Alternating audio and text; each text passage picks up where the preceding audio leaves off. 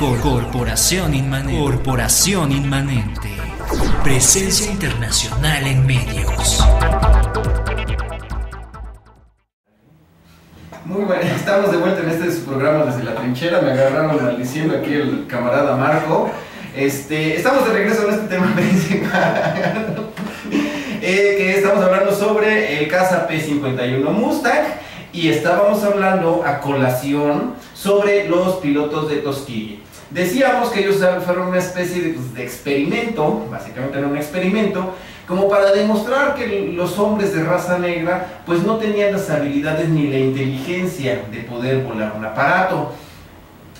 Para cuando comienzan ya los entrenamientos de pilotos, ellos, el ejército, en esta época, durante la Segunda Guerra Mundial, la Fuerza Aérea aún formaba parte del ejército, no era un arma separada del ejército. Ellos ponen metas muy altas para que no cualquiera pudiera aspirar a ser piloto. Entonces, por ejemplo, los pilotos de Tuskegee eran hombres que estaban muy instruidos a comparación de la media de los demás soldados norteamericanos, porque les pusieron que por lo menos debían de haber terminado la preparatoria, el high school, para que pudieran aspirar a ser pilotos de los primeros pilotos negros. Tuskegee es una población y un aeropuerto a donde ellos llevaron a cabo algo que no había pasado hasta el momento, que era una escuela de pilotos a donde tomaban el básico, el intermedio y el avanzado en el mismo aeródromo.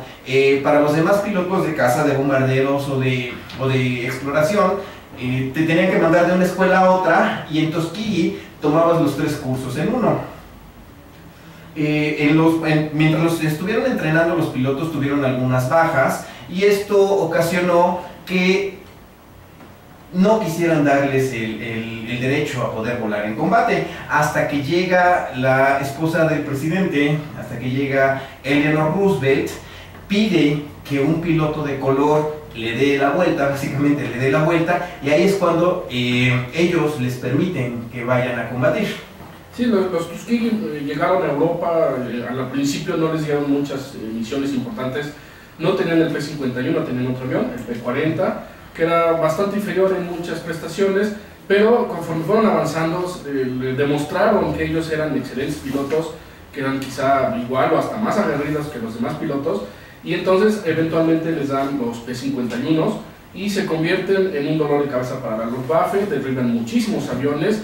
Los bombarderos les daba gusto porque todos los aviones estaban pintados con la cola roja y se les conocía como los Red Tails o los cola roja, y entonces existe el mito de que ellos, mientras ellos vigilaron, no hubo derribos de bombarderos, aunque se ha probado que sí hubo algunas pérdidas, pero hubo menos pérdidas, es decir, que ellos defendían a morir a los bombarderos. Entonces realmente demostraron que los afroamericanos podían volar y podían tener el mismo papel que los demás norteamericanos. Como bien menciona Marco, cuando termina la guerra existe un periodista, creo que del Times, que es el que dice que según no habían perdido ningún aparato, y se queda como leyenda que los Red Tails jamás habían perdido un aparato en sus misiones de defensa de bombarderos. La realidad es que sí perdieron ellos 27 aparatos, pero comparados con otras escuadrillas ellos estaban alrededor como de un 40% menos comparados con los demás.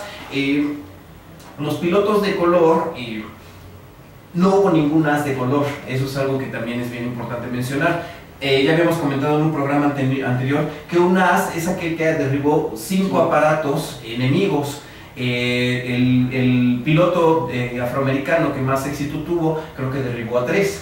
Entonces no hubo ningún as de color, no hubo ningún as de Tuskegee, pero ellos tienen el privilegio o tienen el premio que no hizo ninguna otra escuadrilla de caza de haber hundido un destructor.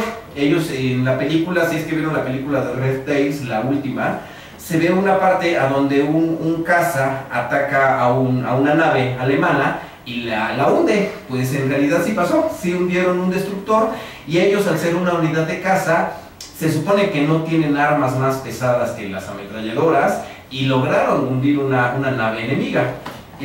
Otro de los aspectos que tienen los Tuskegee, los hombres de Tuskegee, es que obviamente quita ese paradigma de que los hombres de color no tienen la capacidad de volar, para que en la siguiente guerra, en la guerra de Corea, ya existen hombres de infantería de color, que es la primera vez cuando comienzan a hacer ya aparición como combatientes, hasta llegar a Vietnam, que formaban, era el 40% de las tropas eran hombres de color.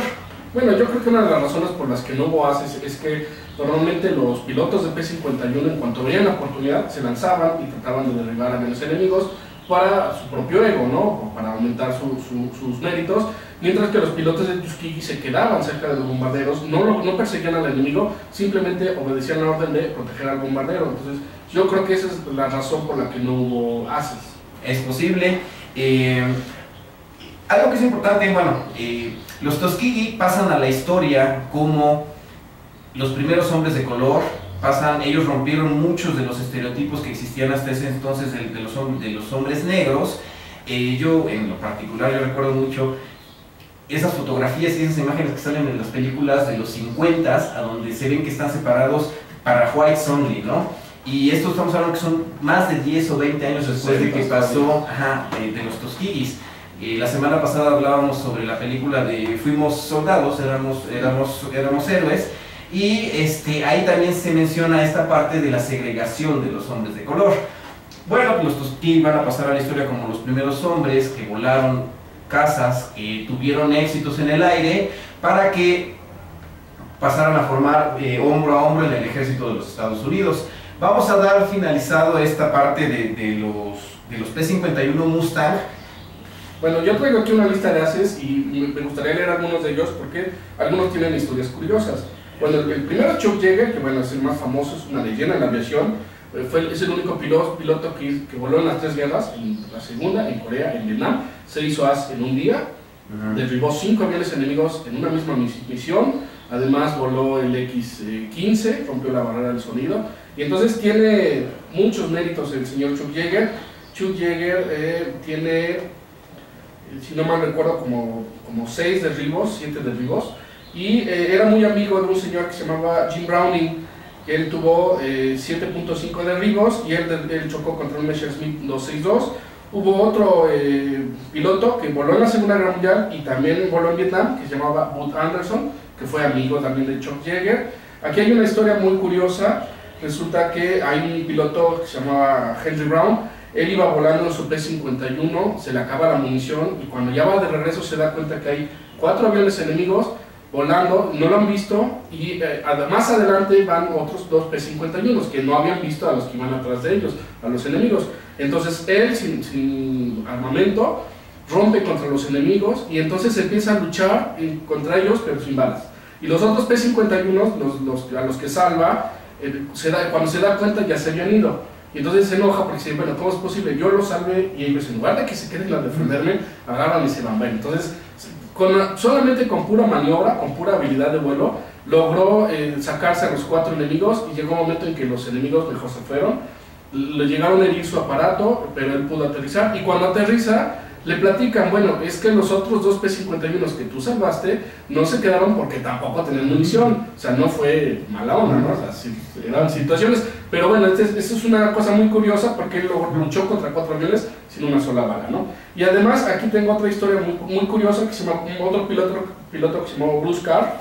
Ahí lo derribaron, se ocultó en el campo, ¿no? En los bosques. Llegó un momento en que se quedó sin alimentos, no sabía qué hacer, y dijo, bueno, pues me voy a entregar, ¿no? Porque pues no tiene caso que yo aquí afuera, con el frío, sin alimentos, pues no voy a sobrevivir, ¿no? Y entonces cerca de ahí había un aeródromo, y entonces lo que hizo este señor fue que se fue caminando hacia el aeródromo. Cuando llega al aeródromo se da cuenta que están los técnicos, muy cerquita de la puerta está un Focke-Wulf 190, lo están preparando para volar, le están poniendo combustible, ya están limpiando el parabrisas, todo, ¿no? Y de repente se agarran y se van y dejan el avión. Entonces el señor se pone a pensar, bueno, ¿y qué tal si me escapo, no? Bueno, entonces sin pensarlo mucho agarró, se subió, no sabía el alemán, lo prendió como pudo, o sea, se puso a presionar a ver qué pasaba. Ya cuando se dio cuenta, dijo, ahorita ya me van a descubrir, me van a empezar a disparar. Nadie se dio cuenta, no había absolutamente nadie, estaba amaneciendo apenas. Prende el avión, nadie se da por aludido, todo el mundo durmiendo en sus camas o lo que sea. Entonces agarra y despega, ¿no? Y ya se va volando. Bueno, tenía mala suerte porque, bueno, dices, bueno, ¿cómo le voy a hacer para...? La bronca no es en Alemania, la bronca es cuando llega en el campo, ¿no? porque van a ver y entonces van a dispararme. Entonces lo que este señor fue volando muy bajito, ocultándose entre los bosques, y cuando llega a su campo aéreo, como no sabía cómo bajar el tren de aterrizaje, simplemente aparece y pum, y lo suelta, lo deja caer como un saco de papas. Y entonces, obviamente, pues la alarma, imagínense un avión enemigo, de repente choca, llega la policía militar, le empiezan a apuntar y dice que es un traidor. No, pues yo soy piloto, yo soy Bruce Campbell, pues es que le escapé. No, ¿cómo es posible? No, eres un enemigo infiltrado, ¿no? No le creían hasta que de repente llega su superior y le dice: ¿qué estás haciendo en ese avión, Carl? ¿No? Entonces, bueno, es una historia muy curiosa porque, bueno, este señor primero se iba a entregar y resultó que se escapó en un avión, ¿no? Entonces, bueno, en un avión enemigo, y además logró aterrizar y la contó, ¿no? La vivió. Y hubo muchos pilotos, ¿no? Que, muy famosos. Algo que yo estaba viendo es que casi todos los pilotos ases famosos de la Segunda Guerra Mundial no volaron P-51, volaron P-47, Schilling y muchos otros pilotos. Que Gabreski también es otro de los grandes ases de la Segunda Guerra Mundial, Richard Bong, que él voló P-38, eran otros aviones, pero los máximos ases no volaron P-51. Yo creo que ya también porque entró un poco tardíamente.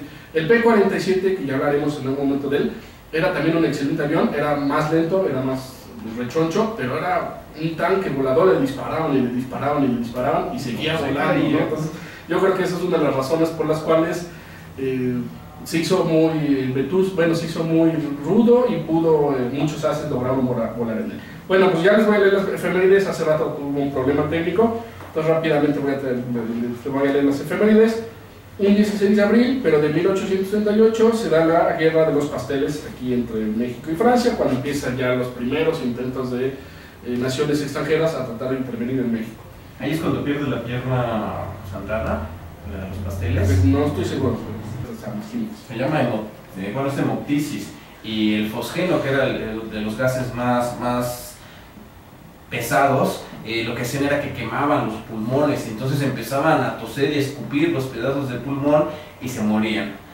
Pero bueno, vamos a dar por finalizado este segundo bloque. Ya nos está pidiendo aquí nuestro amigo Icarus que terminemos y regresamos en unos minutos.